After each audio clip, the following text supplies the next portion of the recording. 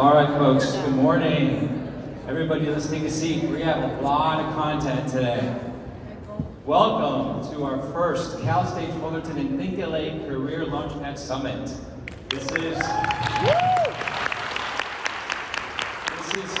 brainchild of Don Lupo, the executive director from ThinkLA. He and I have been talking about doing this since last spring. And so worked over the summer bringing in the very best people from the industry, right? So you spent a lot of time speaking to professors. Today you're going to be hearing from a few professors, but mainly from business practitioners who are going to impart a lot of wisdom, right? So many of you are graduating this semester, maybe this spring or the following year. And so the idea and the goal behind this program that Don and I talked about was, how do we prepare you for what's next? To prepare you for your career and the first 5 years of your career and helping you break into the industry. So today is all about learning, take a lot of notes, and most importantly, this is also a networking event, okay?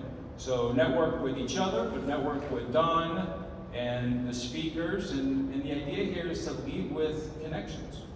So what you know and who you know are the two things that are going to get you in the industry. Okay? The program that I lead with, where's Ryan DeFranza? There he is. He's my partner in crime in Titanium. He leads the social media effort, and we run a program to help students get into the industry. So that's what Titanium is about. And so where's Anaya Jamerson? Stand up for me, please. There you go. She's the president, runs the program with me. We have a full team of 15 people, and we're going to continue to recruit more and more students to help us do more of these events, okay? So that's it from me. Don Lupo has a few words as well. Sure. Hi, thank you so much for having us today. We are thrilled to continue to work with the Titanium program here. I have to tell you, I was just telling Dr. Jake, I have not yet met a student from Cal State Fullerton who is not professional, ambitious, polished. We actually just had somebody start a brand new job last week at Outfront Media because they were part of our mentorship program, and we could not be more thrilled. Our goal is to connect, educate, and inspire the LA ad and marketing community. And as marketing as that may sound, you are all the next generation of our industry. You're going to change how we do things, the work we create, how people are represented, and we could not be more happy to support Cal State Fullerton, especially the Titanium program. And we have a phenomenal program for you today, so I hope you enjoy it. Thank you for having us.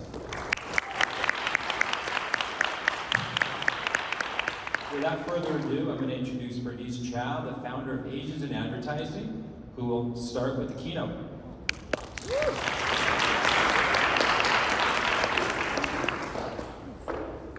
Hi, good morning. Good morning? Yes.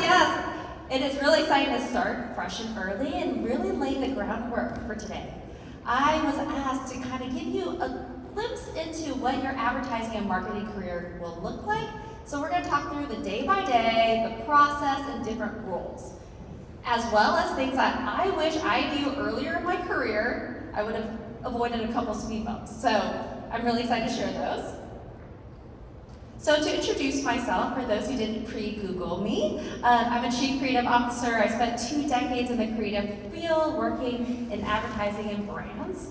And so on top of that, I'm the founder of Asians Advertising. We're a 501c3 nonprofit group. We have about 8,000 in the world as our members. So it's really wonderful to kind of connect with the community and talk about professional gaps and how to close them. I'm the author of a book called The Visibility Mindset, and that's using my advertising thinking on ourselves for personal branding. On top of that, some other things, TEDx, speaking, but most of all, I'm a professor. And so it's really wonderful to kind of share with you my career journey. Because I think right now it seems really daunting. How do I get in? What's my next steps? We talk about networking, but rarely, what does that look like? So I'm going to start with a little bit about me. I am a daughter of immigrant parents. I'm Taiwanese American from Cupertino, California. So those with an iPhone and MacBook, I'm from where those are created. And so I've always had this interest in technology, problem solution, solving, and a love of art. And I think about growing up in my childhood and how that kind of came to be. And I remember that time where my mom put up like a simple drawing that I made in her bedroom. And this was in direct contrast to my dad, who thought it was nice to put my report cards in the living room. So I grew up with those typical tools, Kumon, like piano classes, all these things to kind of set me up for the future. But I was also really lucky to get art classes. And when times were tough, art classes stayed, even though the other ones went away. And while I was like, this is cool, but what do I do with it? Where do I take this the next step? And if you're, have immigrant parents, those careers may be like doctor, lawyer, engineer, right? Those are the appropriate paths. And because of that, the step into advertising marketing can feel really confusing. It's like, what is that? How do I explain this to my parents? How do my parents explain this to my mom, right? It's like all these things of like, is this a real career? And today I have to assure you that it is a real career. And it's a really amazing career. It keeps us fresh, it keeps our minds going. But we're here to really help you, set you up for that. And as I want to say, being in this career, oftentimes there are people that look like you and me. Sometimes I'm the only female on my team, the only minority, the only Asian, and sometimes the only mother. And so for me, it's a pleasure to see all of you here and go, hey, join me in this field, let's diversify it. What are these voices that we can tell these stories? So, I hope that got you excited. I would love to learn about all of you. If we were in a small room, I would ask every one of you to tell me where you are. But instead, I'm gonna ask you to take out your phone. Yes, take out your phone. Do the Slido, because I wanna see where you are. Do you know what you wanna be? Is it an account? Creative?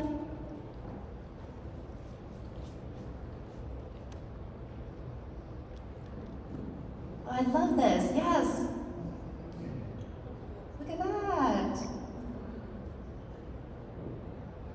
I was told there wasn't going to be that many creatives, so I love this. I'm a creative, so we should definitely talk.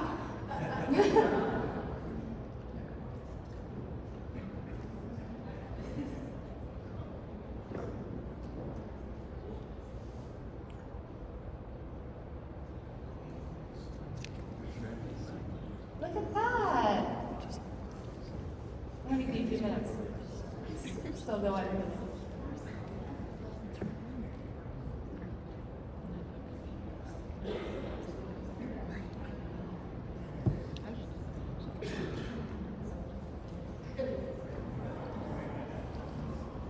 Well, I just want to say thank you so much. It's so great to see what you're all kind of going out for. And if you are doing something else entirely, thank you for being here. For those who are figuring it out, hopefully this helps. But it's really great to see kind of like where we're trying to target in our careers.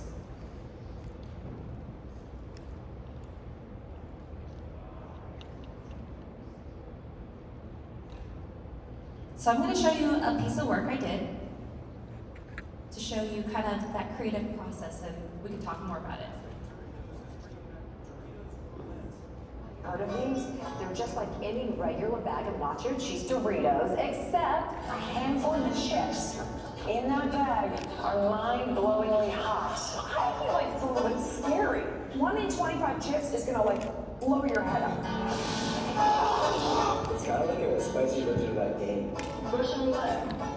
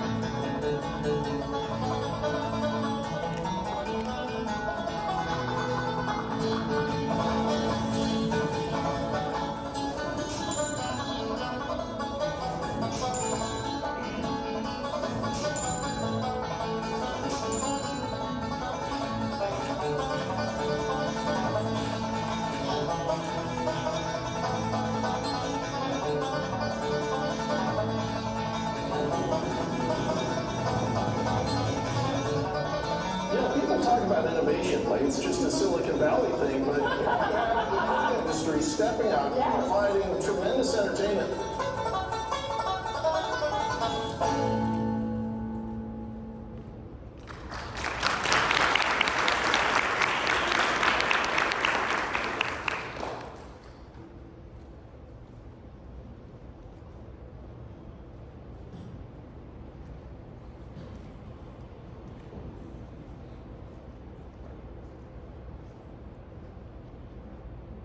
All right, so when you see something like that, you're like, am I responsible for everything? Right? It seems like a lot happened to get to, a fully finished campaign or a project. And so I kind of want to lay out how these steps go. And then we're gonna talk about the different roles. So first, you get the brief. So here, they were like, hey, we're relaunching these Doritos. And at first they were like, we only sell them in Walmart. I was like, okay. So I have to make these Doritos really cool, and they're only in Walmart. And they were like, we just had a campaign with Matthew McConaughey, and it did really well. And I was like, we don't have the Matthew McConaughey budget. We don't have him, so how do we make it equally as good and popular? Right, so that's the brief, right? Make these Doritos popular. So that's the incoming brief from the client. So it goes to the agency, and they review it. So the account team goes, okay, what's the budget? Do you have a medium? Where does this go, right? So that's the green one. And then it goes into research. So for those strategists in the room, the brand planners, they conduct the research. What are other chefs doing? What has Doritos done before? What are people thinking about these Doritos? Are they, do people like them? Do they know them, right? So that's kind of your research. Maybe there's some insights, some stats, like, oh yeah, spicy is super in right now, right? Like that's kind of a new flavor. Then it becomes a creative brief. So the strategists are like, okay, here's a creative brief. This outlines what we need the creative team to do. And so that usually comes to my desk. And so then we have a creative brainstorm. So those in the room that are looking at being creative, usually we come in pairs. So there's an art director and a copywriter, and they work together to concept and come through ideas. And even you might report into another art director or creative copywriter so that you're kind of doing it in a larger group. So you're not alone on an island, right? There's a lot of people kind of coming in with like insight from the client as well as brand. And so then you get to number 6 here, where the creative team concepts, right? They usually create a deck. This will have 3 ideas. I like 3 because then there's, things to choose from. If you show them 1, they're like, I don't know, right? There's nothing to push it against. I like showing 3. Usually I like to show a safe one, a little out there, and then the one I really want to sell that's like really cool and really fun at the end. And so I usually like to present 3, and then it goes to clients. And the client goes, I like it, I don't like it, right? If they like it, it goes into production, and that's actually after the purple, right? That usually kind of goes outside the agency. If you need a director, a line producer, if you need a shoot, that usually comes out, right? So you have an audio mixer or a colorist and all these things, they kind of come after the production. But if they don't like it, you go all the way back through this cycle. So this is kind of the cycle of how a work goes through an agency. And who are the people behind it? So you may be like, okay, I hear about a couple careers in advertising, but there's actually a lot of people behind the scenes. And so if you're like, I like advertising, but I'm not sure I'm the right fit, there's a lot of different careers. So, we talked about account management. This is the person that talks to the client, make sure that's in budget, that we can get it done by that date, that we can afford to do it, right? With the money you give us, can we produce the thing? Can we get it in time? Do we have the bandwidth? We talked about the creative, so design, art direction, copywriter, and creators are all in this art direction bucket. You have data and analytics, you have human resources, the new business growth department where they're reaching out for new work. You have your brand creative strategy department, so your research and insights, project management, making sure everything kind of goes through the assembly line, media planning, and then we talked about production. So there's a lot of different careers under this roof. If you're just not narrowed to 1 or 2, there's actually a lot of different paths. And if you have any questions on those, you're welcome to reach out to me. I have a whole spreadsheet for you on resources and then this pathing if you want to go into detail about your specific path. So I wanted to go through things I wish I knew, right? This is the one question I ask any leader, any mentor. What do you wish you could have told your younger self? Because I'm like, those are the gold nuggets that I can use, right? I want to make sure this is practical.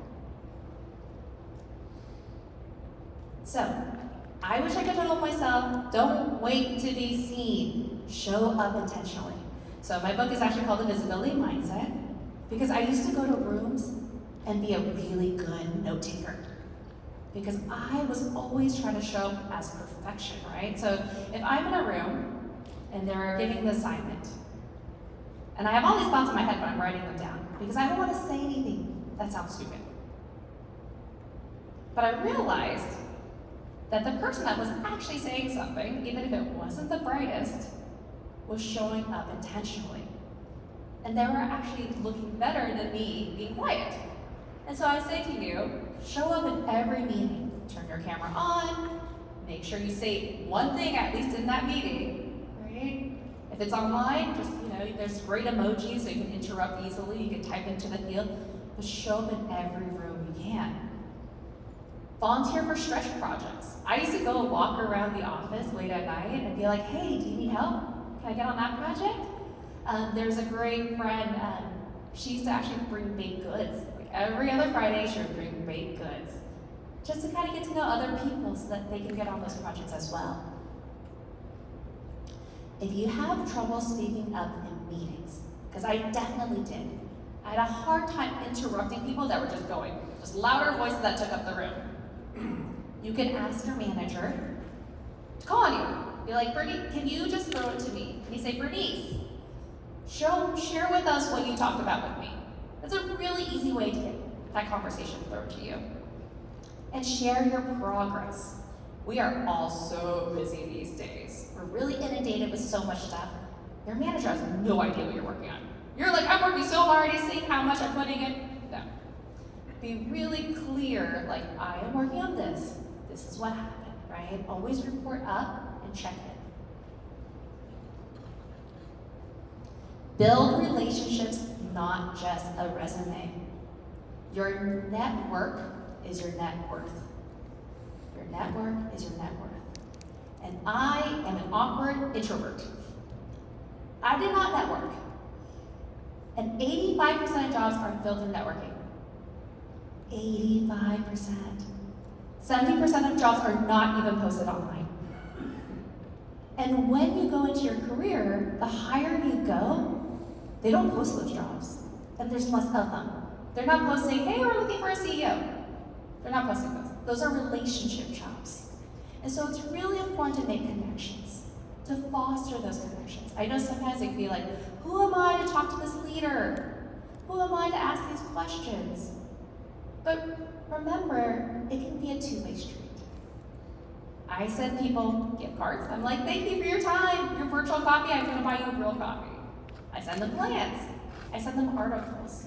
So while I may not be as leadership or I'm not as high as that person, I'm still getting a return on that investment. And I think to exercise that, don't just call on a mentor when you're like, okay, I need something. What's happening now, right? Like, keep that relationship going. Find mentors who expand your perspective. So I say like mentors are like dating. You're not gonna be a good fit for everyone. There's definitely some mentors where I'm like, okay, that was cool. That was a good 2-month relationship. And there's others that I keep. That I'm like, okay, this is someone I'm gonna frequently check in. And you can also have just mentorship moments, that one conversation that changes your path. So it doesn't have to just be one shape fits all. And also, it's a lot of pressure if you're like, this is my mentor for everything. My life, my career, right? Like, you can have different mentors for different things. You know, you've ever heard the board of directors? It's the idea of having different mentors. That mentor that's really good at negotiation. That mentor that's really good at art direction. That mentor that's gonna give me good mom life advice to balance my career, right? These are different people in your life that can be peers, they can be younger, they can be older. So make those connections that really help. and step away the desk and show up at networking events. So kudos to you who are here. Networking events are very scary, at least for me, right? Meeting people. So I say step away from your friends, move around the room. I used to be that person that would be like, hey, Dawn, you're coming to that ThinkLA event? Let's go together. Let's hang out together the whole time. You're gonna go? I'm gonna go. And I didn't network. Now I network a lot more intentionally. I'd be like, hey Dawn, I'm gonna move around the room. I'm gonna meet people. I'm gonna go meet all the speakers and say hi. I don't have to linger, I just wanna make an impression. And then I connect with them later. I always say if you connect in person, like on LinkedIn, it's a black hole. Like you're like, who was that person again? Who did I meet? But if you take a picture of their name tag, connect with them intentionally, like the next morning where they're at their quiet desk, you can be like, hey, I met you at that Titanium event. What you said was really meaningful. Can we have virtual coffee? Right? So take that networking event and take it offline or in person even. And lastly, embrace learning and be kind to yourself. When I started my career, I was really hard on myself. I was like, they don't like my idea. I didn't do a good job presenting. I could do that better, right? Know that this is a process, right? You are new, you are learning, you are growing. So, you can ask for feedback regularly. I know, so cringe, right? You go like, oh, I don't want to have that check-in. But it's good to have these check-ins so they can measure your success and your growth. Especially if you're going for a raise or promotion, if you do regular checkups, like, okay, let's meet once a month. Let's see how I'm doing. Am I meeting those goals? So they can be like, oh, you are. You did get that raise. You did get that promotion. Versus, I have no idea what you're working on. Are you any good, right? So I think these things of having these opportunities are available. We just have to ask for them.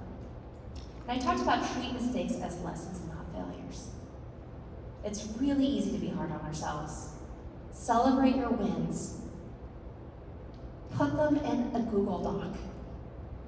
Every time you get a good email, text message, just like screen cap and put it in this celebratory report. I actually have this on my website. I have all my kudos, like I've come all my kudos there, because when you're in those moments of self-doubt, or maybe others are doubting you, these are really great to pull up during a performance review. To be like, oh, so-and-so said I did great.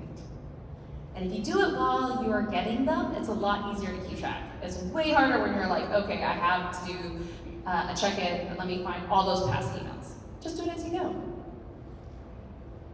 And so this idea of tracking your wins is just so wonderful because you are amazing. And it may be a kind of a turmoil career because I'm like, advertising goes fast. There's a lot of moving parts, but it's so incredibly exciting.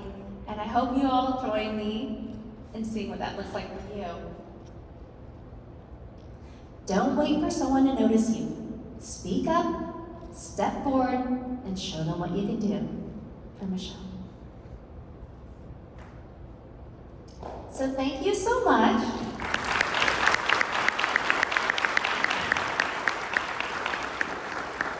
This is my QR code for my LinkedIn. So please connect with me. I would love to learn more about your career, how I can help. So please reach out. If you have any more questions, let me know. Thank you. Thank you, Bernice. So as we switch laptops, let me just acknowledge our two associate deans have stepped into the building. So Sunil Thomas and Jenny Zhang, thank you for being here, for joining us this morning. In addition to our beloved marketing chair, Neil Granitz, he's always supportive of us and doing everything he can to support Titanium, as well as our faculty and staff that have joined us as well. So without further ado, let me introduce Eric Johnson, who's got a wonderful presentation called Campaign Success in a Changing Marketplace.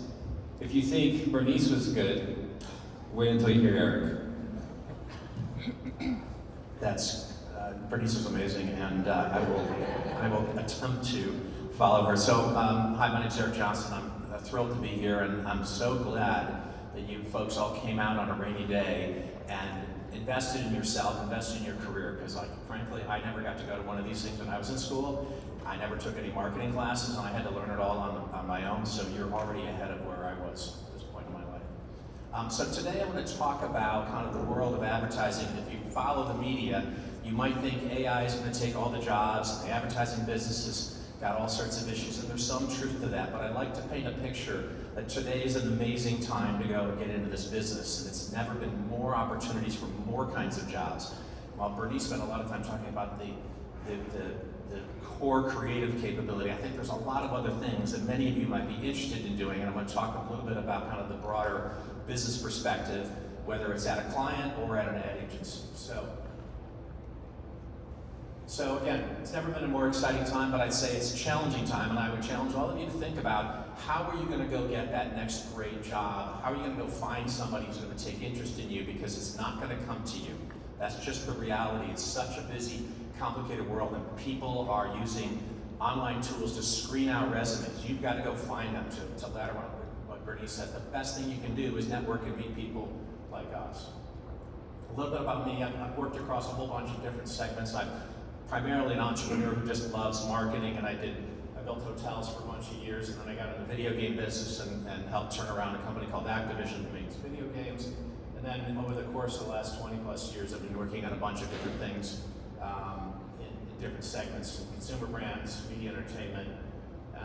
So your parents might remember Tony Hawk Pro Skater, launched that, worked on Zico Coconut Water, worked for 7 years on NBC Universal's motion picture business, all their digital, built programs around gaming and recruiting for the US Army. Most recently worked on Real ID. If you don't have Real ID, get it, because if you don't have a passport, you won't get it. They'll really give you a hard time at the airport. So we do all the marketing for the TSA program for the last 7 or 8 years. Chicken of the Sea, those who remember Jessica Simpson, we did a promotion long ago. She was on a TV show with her ex-husband, and she didn't seem to know the difference between chicken and fish and Chicken of the Sea. Brought her back years later, made a fun video with her and her daughter going, oh, I know, it's fish, it's tuna. So the setup on this is kind of, we're in a very rapidly changing marketplace. And many people are saying, oh, this advertising is dead. And I would argue that actually, we tend to use advertising more broadly as the term to describe everything in the world of marketing, but it's not. Advertising is a piece of it. It's the creative, it's the media, and we tend to think about it as television commercials. But because of all the expansion of all the different kinds of media, there's so many other ways that we can market to people, and marketing is a much bigger concept. So if you think about today, marketing has never been more relevant. Those of you who saw what happened with Cracker Barrel, like literally the president's commenting on a logo change. That's marketing, it's not advertising, but kind of crazy, and they changed back. It's never been more controversial. There's been controversial campaigns in the past around blue jeans, but I can't believe this one became pop culture, became almost more important than politics. I think they sold a lot of jeans. More recently, you may have seen these campaigns here in LA and all the cities that are claimed sanctuary cities, and the ICE, under our Homeland Security, is out recruiting. They're trying to recruit like 20,000 people to join ICE. And it's kind of controversial because they're trying to basically take people away from local police departments and saying, hey, come join us, and we're going to go round up people. I'm not happy to be against that. I just don't think it's a good idea. But it's very divisive, but important, because it's basically at the center of our political discussion about what the government is doing. And then it's never been more entertaining. I would argue that some of the stuff that's going on between the political parties is actually entertaining and informative. Again, I don't necessarily disagree with or agree with what Gavin Newsom does, but at least it's been kind of entertaining to combat what's going on in DC. But overall, the marketing landscape is really transforming more in the last 5 years than the last 50. If you look back at old-timey ads, they were illustrated ads of people having fun, having a Coke at a pool. And today, they're creating, and I think this is the second year, they're making their big holiday ad all using AI. Unbelievable. And the fact that they can do that essentially from a really good prompt is amazing and incredible and terrifying to some, but I think pretty incredible, because it's just, to me, a better tool than doing traditional animation. And you look at it, and I think most people, if you didn't tell them, they wouldn't know it's AI. So it's kind of an amazing time to be in this business. So again, advertising is in debt is just part of the bigger ecosystem. So think about all the times you get involved in a brand. You see the Starbucks that's in this building, that's a brand building activity. You see direct mail, you see promotions where people are handing out drinks at a 10K. All of those impressions add up to typically somewhere between 5,000 and 10,000 impressions a day. We just accept it because we're in this commercial world. If you ever go to a small third world country, you see they don't have nearly as much advertising as we do. And I'm not sure that's such a great thing that we're bombarding people, because it's hard to break through when people are getting thousands of impressions. And I would claim that as you get into this business, the first challenge I would put to you is, how do you break through when people are bombarded with thousands and thousands of messages? And I would claim that people are going to be successful, come up with fresh ideas, and they find some way to break through in the sea of sameness, because there's a lot of boring, crappy stuff. So again, the core thought here is there's so many channels. So making the core creative idea and insight is super important. But another piece of it is that there's way more money spent on the media side. So if you can understand all of the different channels you could spend money on and what are going to be the most efficient ways to go and communicate with people, you could be a rock star, and you're going to control enormous amounts of budgets, because the business is like $150 billion, and to work on anything that's even $1 million is kind of amazing. You can have that kind of control, and you can work on $1 million campaigns right out of school. The audiences are getting more fragmented. It used to be that, like when I first looked at this business, you could go and buy TV on a TV show, and you could go and reach 20 million people in one night that all see your message at one time. Almost nothing except the NFL gets 20 million people. And in fact, out of I think last year, out of the top 20 shows, 19 were NFL games. Basically, all those sitcoms you see advertised, all those reality shows, they get 1 to 5, sometimes 10 million people. The NFL game gets 17, 18, 20 million people. You can't accumulate up enough people to go do a national one-time big campaign like you used to. You have to reach people in many, many other places. And think about your own behavior. I found that the younger the consumer, the less likely they're actually watching any television. They're not reading magazines. They're not reading the newspaper, if the newspapers are still printed. They're online, they're on mobile devices, and they are harder to reach, and the imagery is small. Just think about it on your phone, and it's that much harder to capture attention. Whereas when you're watching a TV show and they interrupt it, you can't help but watch the ad. So all of these channels are causing people to go and laser in on narrow audiences, and you could become an expert on how to go and focus on a particular audience. In fact, I think in the future there'll be people that will be like, I'm just a Gen Z expert, that's all I do, and I'm going to be amazing at it. Or I'm going to focus on people over 55, and that could be my focus, because that's a lot of people, it's 100 million people. So thought there is, could you become an expert on particular audiences? And again, to my point earlier, there's so many more ads, and I'd say add more broad promotions, ads, everything in marketing. There's just so many more impressions. There's a lot of interruptions. So how do you break through in this age? The good news is that marketing has never been more valuable. So if you look at a chart of the biggest companies by asset value, the biggest companies are heavily driven by advertising, if not completely. We talk about Meta as a tech company. It's an advertising company. All the money comes from ads. Google is an advertising company. Yeah, it's a platform and you use search. It's advertising. The value of NVIDIA is for the chips powering AI. AI is about to become the next big platform, and is likely to disrupt Google and any other search engines. So it's kind of amazing, like people go, oh yeah, I'm gonna go do advertising, and they go, wait a minute, you don't understand, this is the biggest business. It's enormous and it touches everything. Yeah, there's some hardware in there, and there's obviously other big companies, but it's an enormous, enormous category. And I would say for those who think advertising might be dead, it's never been bigger, because nobody buys something unless they know about it. It's quite simple. And I think the challenge we have today is, we used to have carefully crafted, beautiful 30-second spots that would tell the story. And today, you got to capture people's attention wherever you can, and if it's on a mobile device, it's much tougher to do. And I would put the challenge, as you think about going into this field, how can I be the person who comes up with those ideas that will break through against these fragmented audiences and small devices? So, while marketing offers all sorts of kinds of opportunities, more than ever, how do you choose what you're going to go do? Well, first of all, let's acknowledge this. It's very difficult to get a job today unless you hustle. And I would argue, if you're feeling bummed out, oh, no one's returning my calls, I'm sending lots of resumes out, it just doesn't work anymore. The reality is that most of these companies, that you send in your stuff to Indeed or you send it into their HR department, and there's a tool that's scraping it and looking at it and it says, does it comply with our standards, and does it have the key words that make us think we should interview this person? And most people get screened out, and no person actually looked at your resume. You may be amazing, but the machine has eliminated you from that opportunity. So to build on what Bernice said, the number one thing is, how do I get an introduction from a friend of a friend of a friend? Who's a friend of my parents, a friend of a professor, who might have an opportunity for me to meet somebody, and they might see something in you, and they'll refer you over to somebody else who could ultimately give you a job. The number one thing you got to do is think about how to be very methodical about networking. And don't rely on sending in a resume.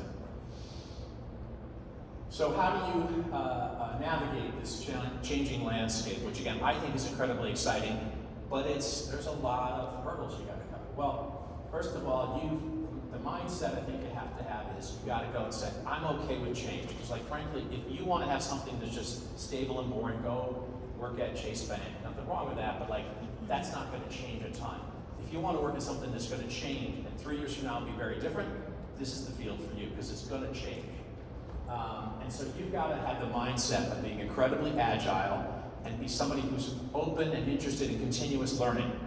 I remember when I went to school and I would have some of my fraternity brothers that said, oh, I'm going to basically learn everything I need in school and then I'm just going to roll from there and just make a lot of money. And I'm like, yeah, that's not going to work, especially today in this kind of field because the field changes so quickly. So to think about just now, generative AI really just launched 2 years ago, and now 92% of the agencies are using generative AI in what they're doing, and that's just kind of crazy. Programmatic media buying is now one of the fastest growing segments. Basically, this is where you dump a budget of money into a computer system, and it says, oh, you want to reach females that are 22 to 32 that like this kind of car and live in this kind of place. We can go target them. We're not going to tell you what website it's on. We're just going to reach them. You're going to get it really cheap. We can do it at $2 per thousand. It's amazing, but it's getting a lot of the money, and it's basically becoming highly automated. And traditional search. So I don't know about you, but I go on Google, and there's so many ads before I get to the thing I'm actually searching for.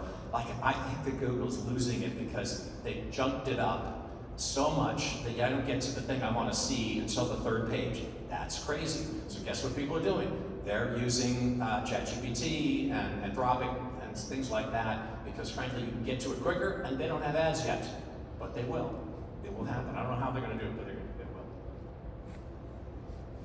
And if you look at the channels to reach all these people, you see print's certainly on the decline. Think about how many magazines there used to be on the stands and how many there are today.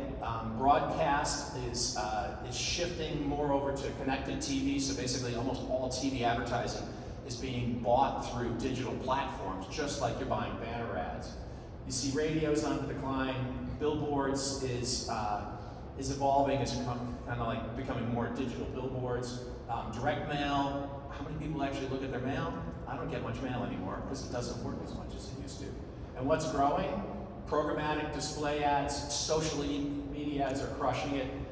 Connected TV is booming, so you could see an ad. It might be just local to your town, but you can buy it locally. You don't have to buy it nationally or regionally. And then these retail media networks, this is when you go to the Target website or the Amazon website and they serve up ads. Those ads are basically paid for by the brands who want to get in front of you, and those companies are becoming huge. And of course, influencer marketing is actually still really big. I thought it was going to die. I thought at the end of the Kardashian era, but the Kardashian era has not ended. And still, there are a lot of influencers that are having very effective campaigns out there. So again, to the point about programmatic, it's a big category and growing. So for those of you who are really enjoy math and spreadsheets and pivot tables, getting into media buying and doing programmatic is probably a power alley for you. And almost every agency is looking for people who have those math skills because that's different than it was even a few years ago. I would recommend, the number one thing I'd say is, if you're not already deeply immersed in using AI, not just to write your papers, but actually to think about all the things you could do in the world of work, I would suggest putting time into it because it's so incredibly powerful.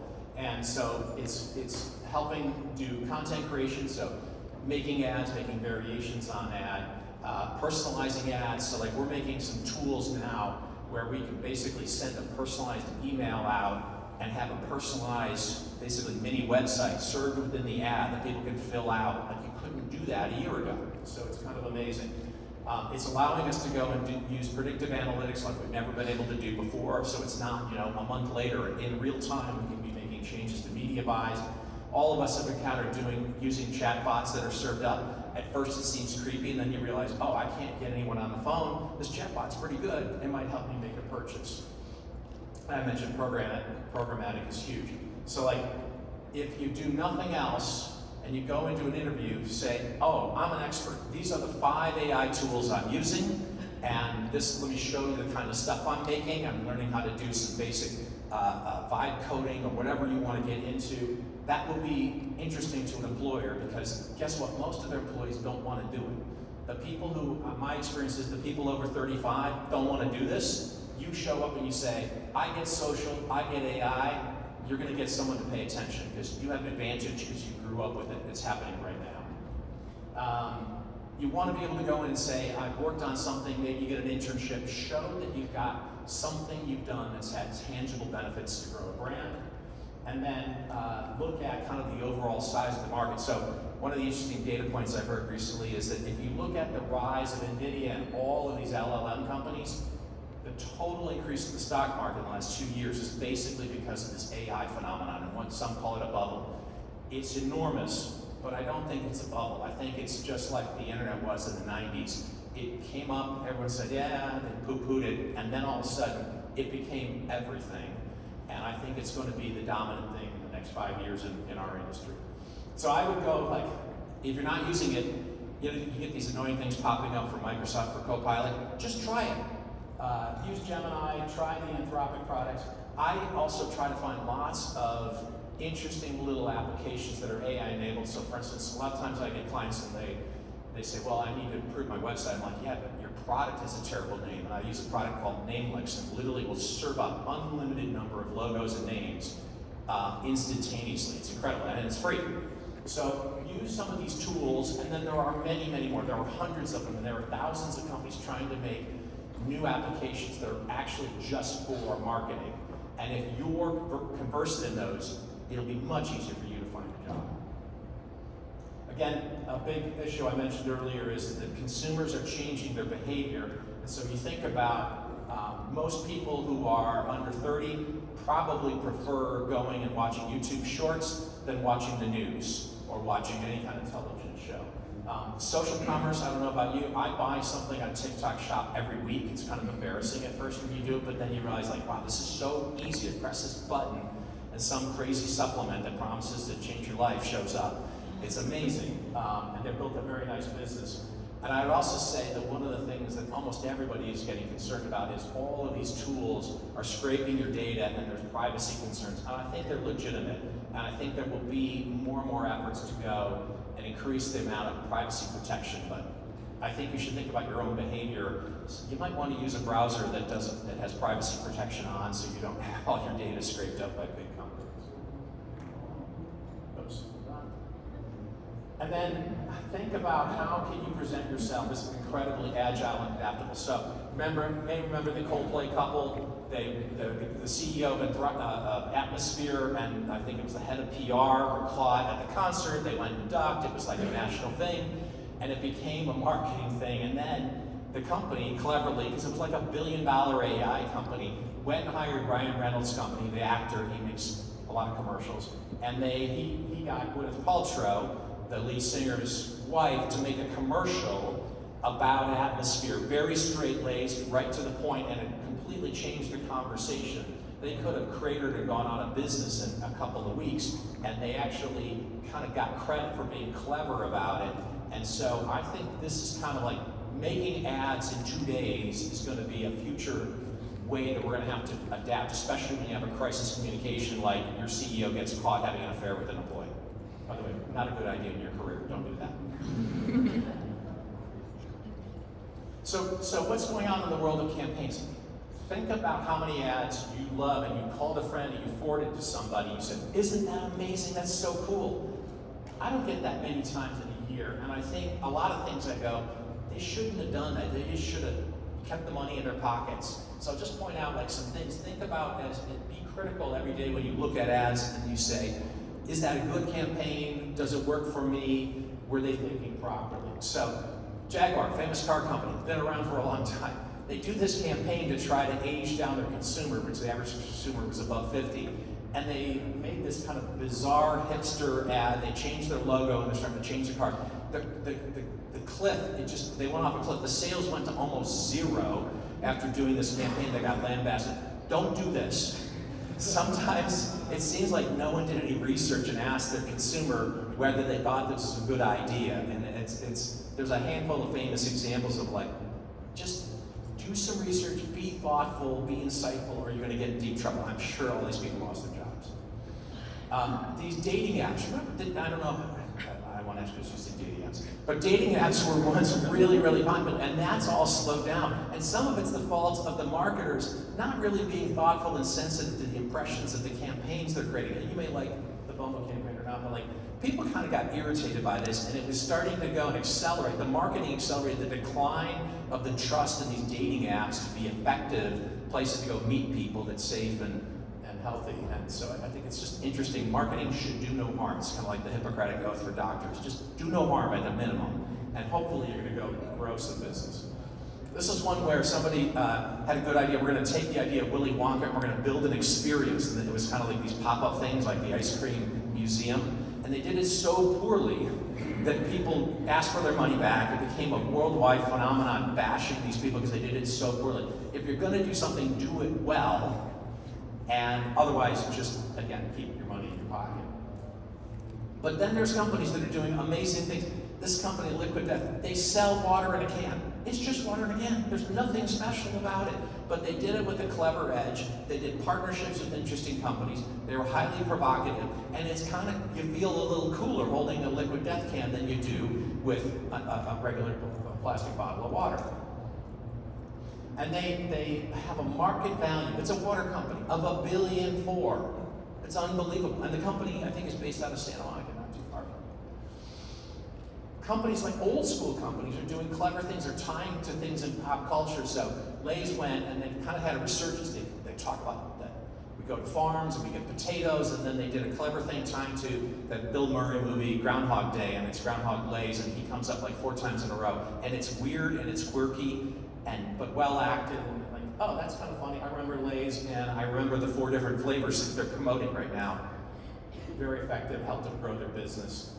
And then tapping into things that are on trend. So like, I don't understand this guy. I watch the show, he's a good actor, but apparently the ladies like guys with ripped abs, imagine that. But and so Calvin Klein hires him, he's in great shape. I didn't know this until I saw this ad. And apparently it sold a lot of underwear. So the question then is, okay, this sounds great. Eric, this sounds awesome. I want to get in marketing. But how do I do it? Well, first you have to think about what are the key roles. So Bernie's talked about kind of at a high level what are some of the key roles. I would think that you might consider some of the narrow specialty positions you can consider getting. So for instance, the traditional ones are brand strategist, media planner, buyer, creative director, and account manager. I would say in my experience, the media roles and the junior brand roles you can get in both at brands and at agencies, and those are the easiest to get into. But right now, a lot of people are just saying, I'm going to use AI for those things. But what they're not using AI for is, you can't use AI to become an AI marketing strategist. You actually have to know how to do it. So if you became a wizard of that stuff, you could get a job. Becoming a programmatic specialist, I talked about doing the CTV where you're targeting people using these very sophisticated online tools to buy spots all over the world, really clever. And then these retail media networks are hot, And if you were interested in working on Amazon or Target or Walmart, they have enormous budgets. And they basically extort a lot of the companies to say, hey, listen, if you want to sell a lot of products at Walmart, you got to pay us $1 million to be in our ad program across our websites, and people pay. So if you became an expert at that, that's maybe, that and programmatic are probably the fastest part of the media space. And then on the creator economy, I mentioned earlier, these influencers, managing influencers is actually a pain in the ass. I worked on a brand called G Fuel, and we had 930 influencers, and most of them didn't do a lot of work. They just wanted to get paid, or they got some affiliate deals. But there's a lot of work necessary to go make these partnerships work. So think about being involved in the influencer space. Also, LA is like the world capital of influencers. It seems like everybody who wanted to be an influencer moved here so they could like hang out at the Hype House or those kinds of things. Social commerce, again, the idea of can you be really good at understanding how to get people to buy right out of TikTok, you can get a job. Being a community manager across the social, really hard to do if you're, again, you have the advantage of coming in because you're younger. I'm guessing a brand manager who has a problem in that area might hire someone like you because you just have the advantage of age. And then becoming a content creator, again, that doesn't mean you have to be on camera, but there's a lot of careers making interesting content because most companies are afraid to do it. Most companies don't want to spend a lot of money on it, but if you can be one of those people who can make content and make 100 pieces of content a month, make 200 pieces of content a month, be clever and fast about it, you can have a nice career in this business. So look at your skills. So for instance, if you love data and analytics, you might think about becoming a programmatic specialist or marketing analytics. Match the things you actually like, because I have a son who's similar to you, he's just graduating from school. And I go, what do you want to do? He goes, oh, I want to do private equity. I'm like, how'd you come up with that? Well, they make a lot of money. Like, that's not the way to pick what your job is. I hate to tell you. You should pick something that you actually care about, that you're good at, and you can go, yeah, I like to look at spreadsheets. Like, I have a couple people that just are unbelievable on Excel. If you're unbelievable at Excel, you should think about being an analyst of some sort, because those are hard to find, and you will have a good job and you'll do well. If you love storytelling, a lot of the stuff that Bernie's talked about is in this space. Be a content strategist, but it's hard to get those creative director jobs. Find your way in any door to kind of be around the creative process.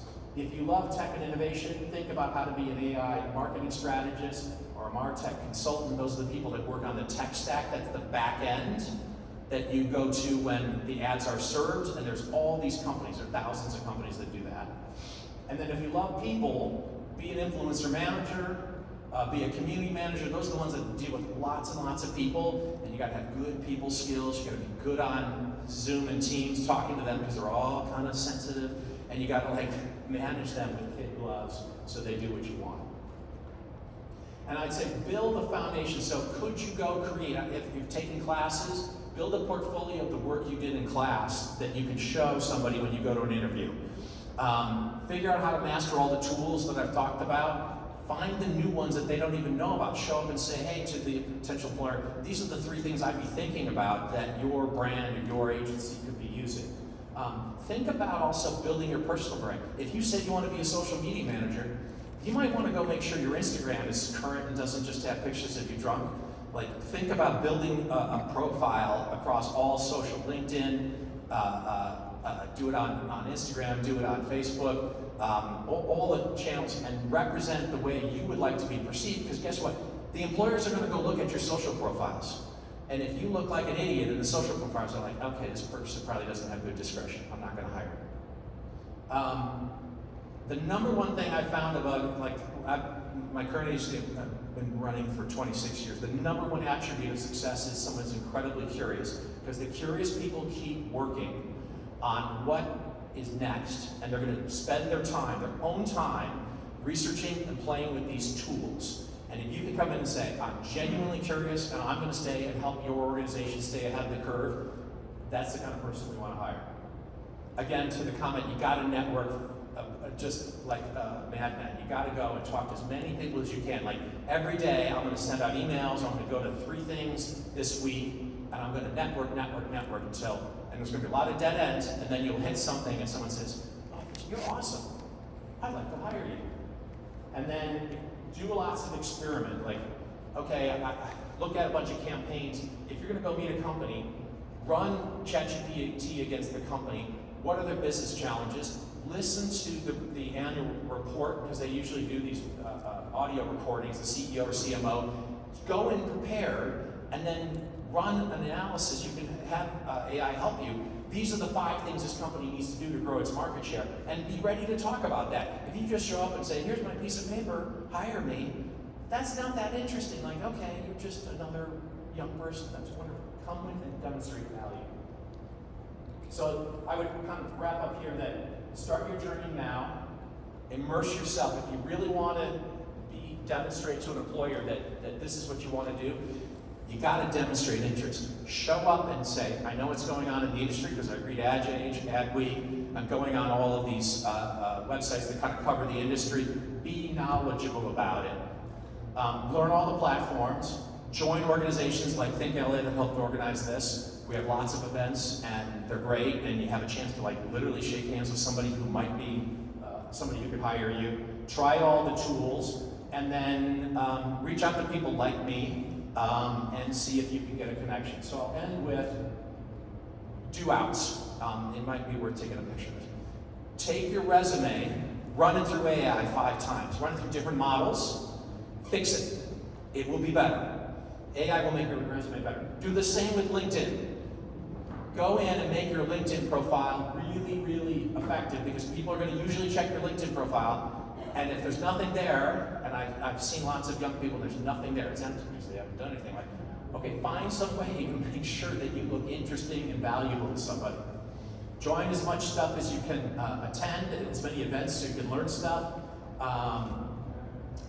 Again, to my point, learn about how AI can make you more valuable and help you do work for brands that need help. Again, read all the news that you can about it, so that when you go to a meeting, you can talk about the latest campaign that got some controversy, like some of those that I showed, good or bad. So you look like you're conversant and knowledgeable, and you're not just clueless showing up to the interview. And then I would look at case studies. So if you look at the best case studies are from the Effie Awards. If you go on the website, it shows the ones that won and explains why they're so good.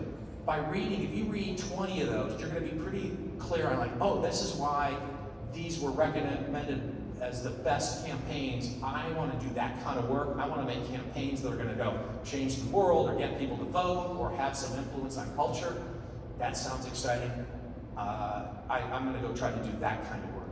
So to wrap up, I happen to think it's a great time to be in marketing. I don't oftentimes call it advertising anymore because I think it's too narrow, and it tends to bring up Don Draper and Mad Men, and I don't think that's what this business is today. We're in the business of powering growth, and I think every company needs to grow right now. Everybody's struggling with this issue. If you can come in and be a growth expert, that's amazing. But they don't really want ads, they want growth solutions. So if you're really curious, you could communicate that to a potential employer. That's amazing.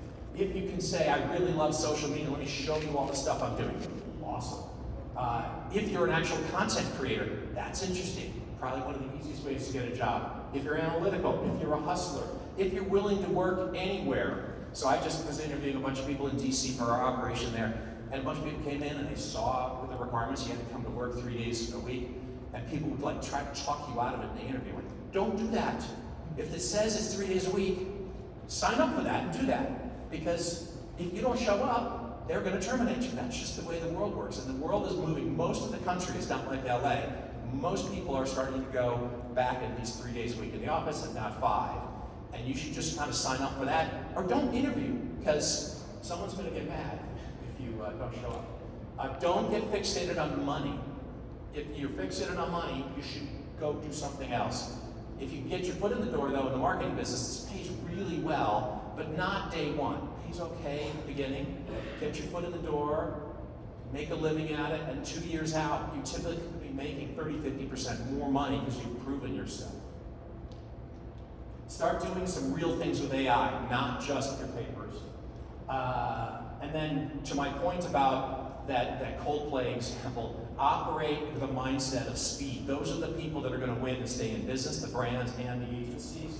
And ultimately, if you're inspired about shaping culture, come with the point of view that when you go to the interview, You go, this is what I want to do. I really believe marketing is important. It's important to our economy. I want to help grow things, and I'd love to make an imprint on things. And that's my thoughts. Thank you. Hey, Darren.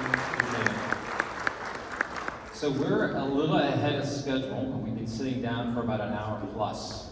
So we're going to resume our program at 10:15, which means that you can get up, stretch, and even get some food. Okay, so let's do that, and then we'll see you in 5 minutes.